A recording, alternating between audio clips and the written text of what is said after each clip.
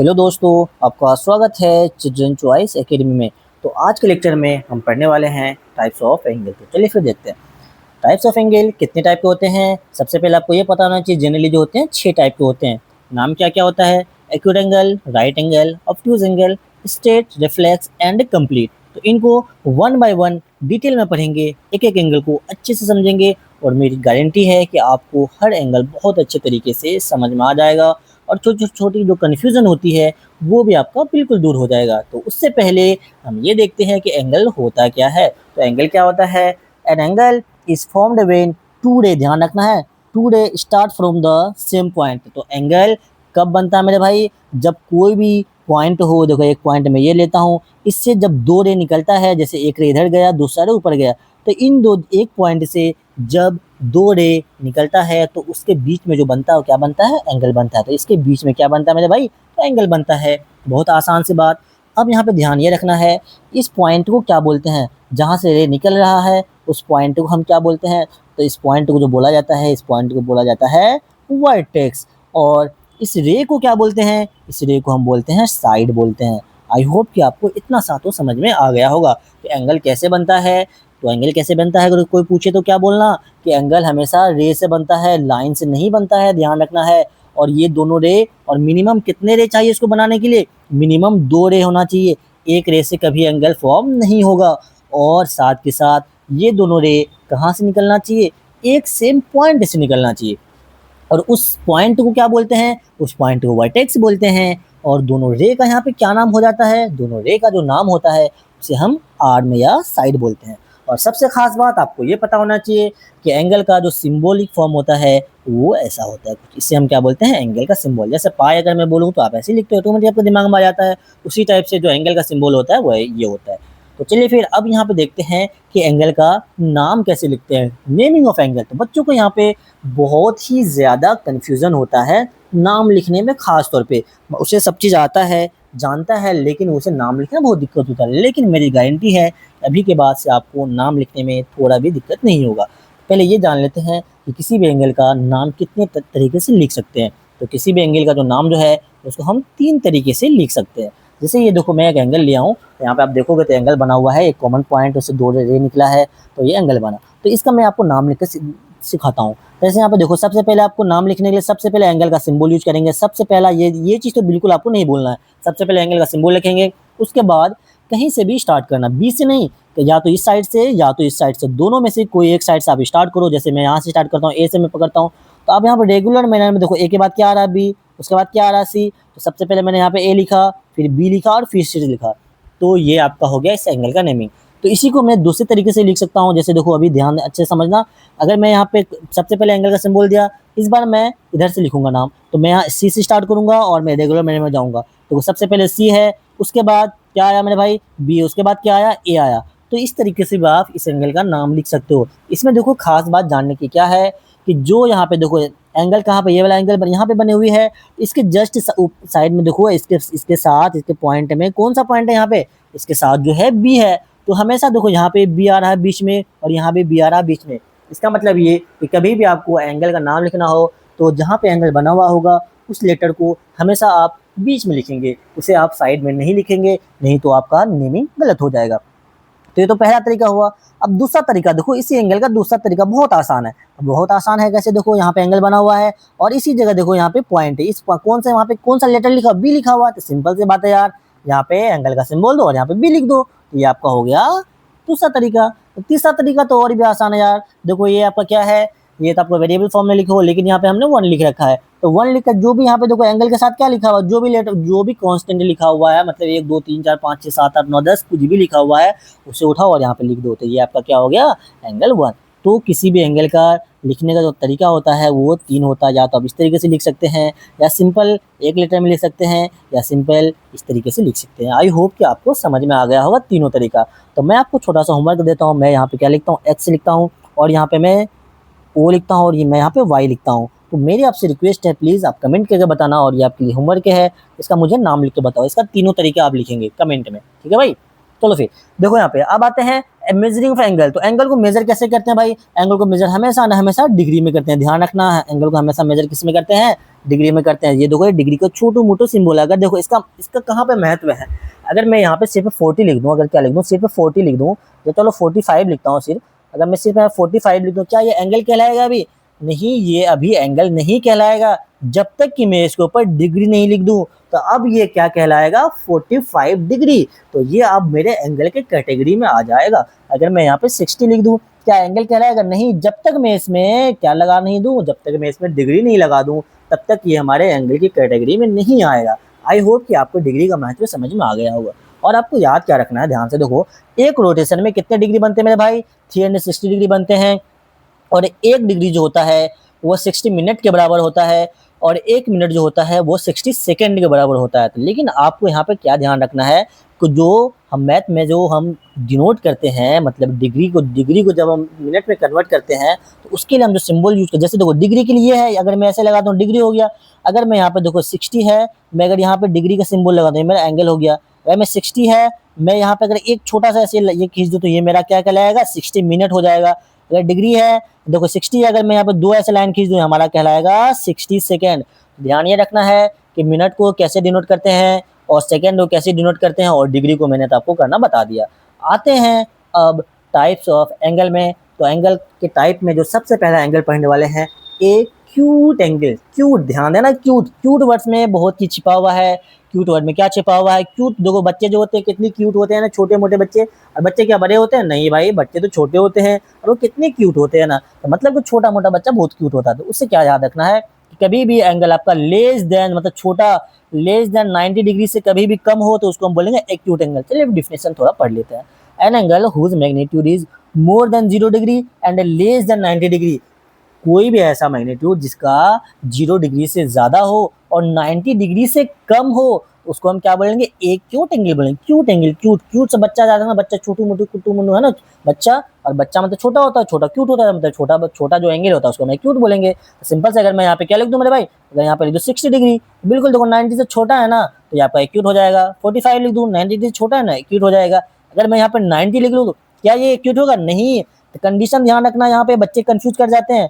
Less than 90 degree बोला है, 90 degree से हर हाल में कम होना चाहिए। अगर ये 90 डिग्री एक्यूट की कैटेगरी में नहीं आएगा। लेकिन अगर यहाँ पे मैं लिख दूं 89, ये फिर आपका एक्यूट एंगल कहलाएगा। आई होप कि आपको इतना सा समझ में आया होगा।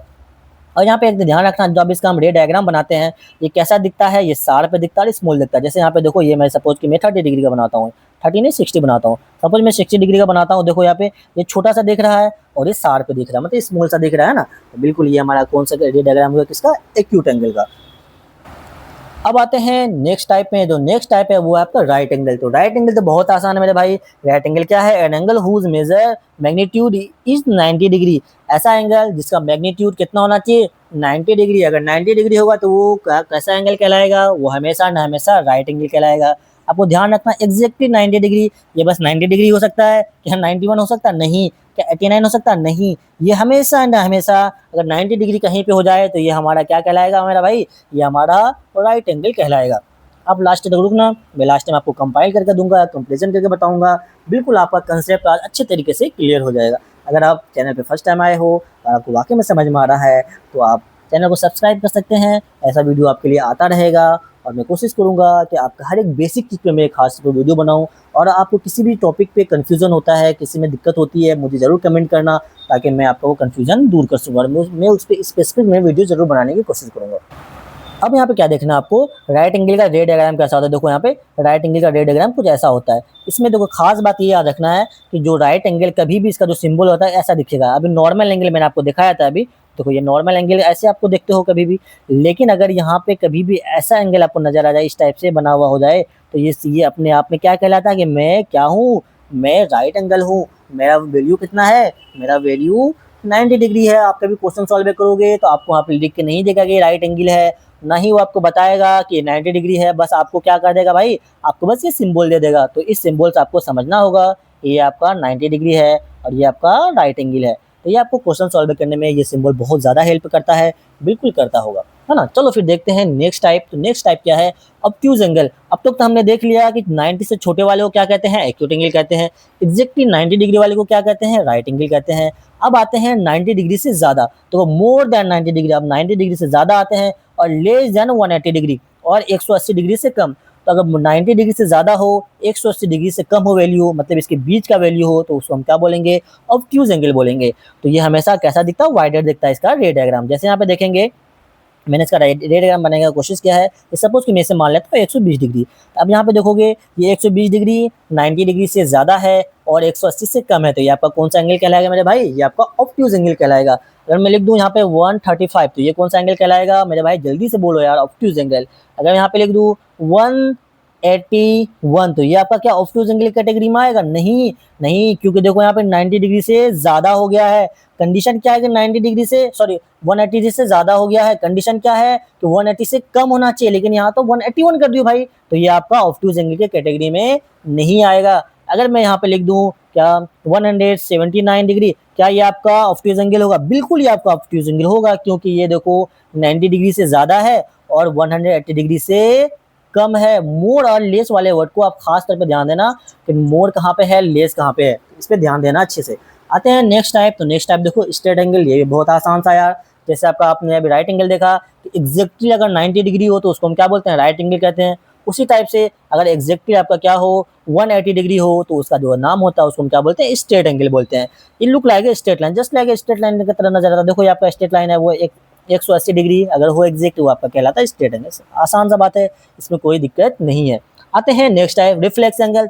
तो रिफ्लेक्स एंगल में आपको क्या ध्यान रखना है, ये जो होता है इसका बीच में लाई करता है 180 और 360, मतलब ये कि 180 से ज्यादा होना चाहिए और 360 से कम होना चाहिए। अगर इनके बीच का कोई एंगल हो तो उसको हम क्या बोलेंगे, रिफ्लेक्स एंगल बोलेंगे। जैसे यहाँ पे देखेंगे आप 270 देखोगे तो 180 से तो ज्यादा है लेकिन 360 से कम है, तो ये आपका रिफ्लेक्स एंगल के कैटेगरी में आएगा। अगर देखो यहाँ पे अगर 179 बोल दूं तो क्या आपको लगता है ये रिफ्लेक्स एंगल होगा, नहीं यार, ये तो क्या कह रहा है कि इनके बीच में होना चाहिए, मतलब कि 180 से ज्यादा होना चाहिए, ये तो 180 से कम है, ये आपका रिफ्लेक्स एंगल नहीं होगा।